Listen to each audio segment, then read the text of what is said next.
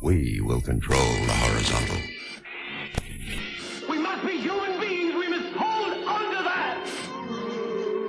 We will control the vertical. It's just too incredible. It's a nightmare. Tonight, the Outer Limits take over TNT with 9 episodes in 9 hours. Nobody plays like TNT. Now, you're not going anywhere. This is Monster Vision, and TNT belongs to us now. And we're showing more of the Outer Limits than any Earthling has ever seen in a single contiguous lump of cosmic discombobulation. The Outer Limits, all night, tonight, starting now. Remember when there was an American car in every driveway, a TV dinner in every fridge. JFK was king. Jackie wore the latest thing. The space race was on, surf was up, rock was in, and the TV was never off. Each week, Lassie barked another bark, Dr. Kildare broke another heart, Granny whooped Jethro or Ellie Mae, and Perry Mason saved the day. There is nothing wrong with your television set. Do not attempt to adjust the picture. Wait a minute. What was this voice? We will control the horizontal. Was it a machine? An alien? Something new and decidedly strange had entered our homes. On September 16th, 1963, we traveled to the Outer Limits for the first time. Though special effects had come a long way since 1963, the Outer Limits series was groundbreaking. Its innovative scripts blended literate science fiction with gothic horror. It catches audiences someplace where they are not expecting to be captured, and carries them off someplace, and they have an emotional response that you wouldn't quite expect.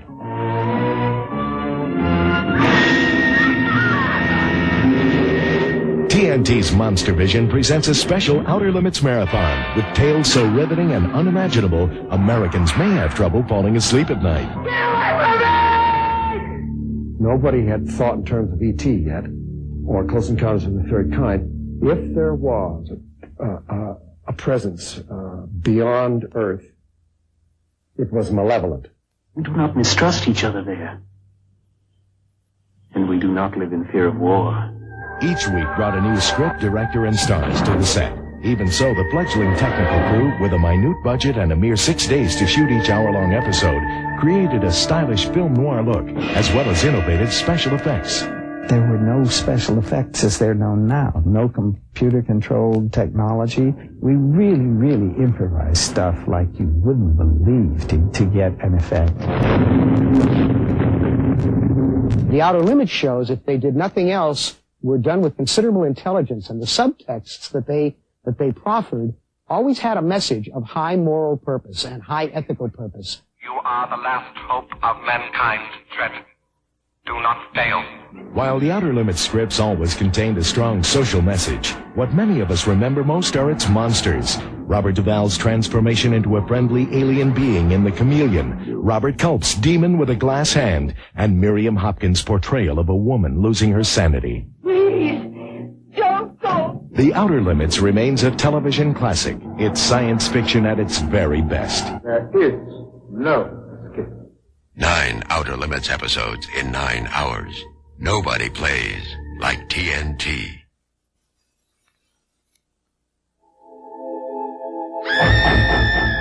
For some Outer Limits fans, the thing that hooked them in every show was the monster. Be they alien invaders or mutant beings, scary creatures meant good ratings. And that's the way the network wanted it. But when you watch episodes like Soldier or Demon with a Glass Hand, you'll see aliens that look a heck of a lot like humans. This is not a human being. He's from another planet, another solar system. He wants to kill me. Fantasy writer Harlan Ellison broke the monster mold with his unusual scripts. In fact, the aliens were supposed to look exactly like human beings, because when they come back in time, they don't want to disturb anything in time because it would alter the future.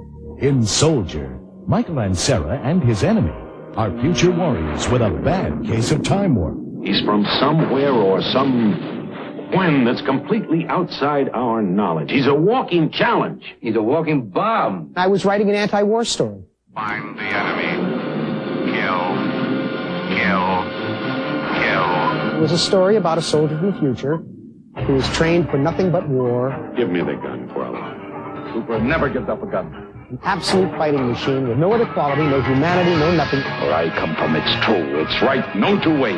Only us and them, the enemy. That's what's nice about Outer Limits. Mostly, these kind of stories would get a fundamentalist the heebie-jeebies because they're all ideas that question the nature of the universe. Some question. And here's another. Who is the demon in Demon with a Glass Hand? Everybody in it looks pretty normal. Sort of. Are you from this time or from the future? We are from the future. We come from Kaiba. Well, in this one, there is no strange-looking weird monster. The closest the network could get to it was painting those stupid round black circles around the alien's eyes. Robert Culp plays Trent, an ordinary-looking guy with an extraordinary appendage. The population of Earth, 70 billion people, were turned into electrical impulses. They're all gone. Every last man on Earth. Just you. You know what they say. Big hand, big brain.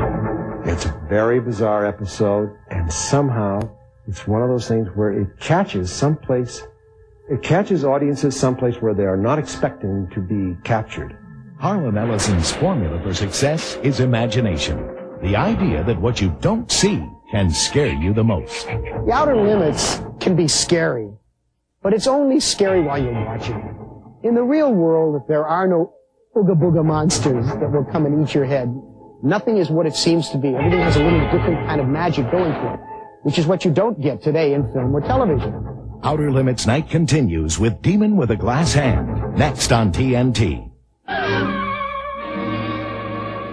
There is nothing wrong with your television set. Do not attempt to adjust the picture. In 1963, this mysterious voice beckoned us to travel to the outer limits for the first time. What we found there were sights and sounds never before experienced on television.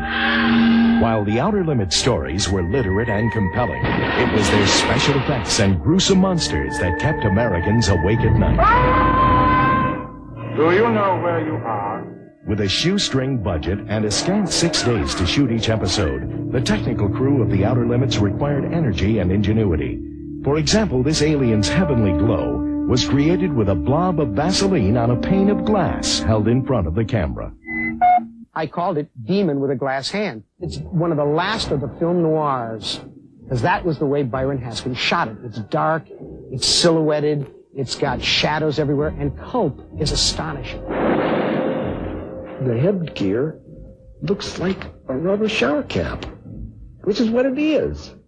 There's all kinds of little touches like that throughout all of the Outer Limits shows that are not just questionable, but really reject by today's standards. Despite the rubber shower cap, Demon with a Glass Hand went on to win the Writers Guild Award for Outstanding Script in the category of Television Anthology. After the show was over, I took the makeup home and scared my kids to death with it. I remember that. This eerie war zone in Soldier was created with just a fog machine and a few skeletal trees. The use of imagination is, I think, the best tool any human being can ever have. Run, Daddy! Run! Run! These aliens, including one played by Robert Duvall, have eyes that were crafted to look cat-like, an effect created to achieve an aura of benevolence. It's a long journey to my planet. It would be better to make it with a friend. A number of artists who began their careers with work on the Outer Limits went on to make their mark on the industry. Conrad Hall, the director of photography, won an Oscar for Butch Cassidy and the Sundance Kid, as did the makeup artist Fred B. Phillips for his work in Planet of the Apes. Not the end of the story. It's just the beginning. Today, The Outer Limits continues to astound viewers with its innovative techniques and profound stories, earning a place as one of television's timeless classics. Prepare the chamber! 9 Outer Limits episodes in 9 hours. Nobody plays like TNT.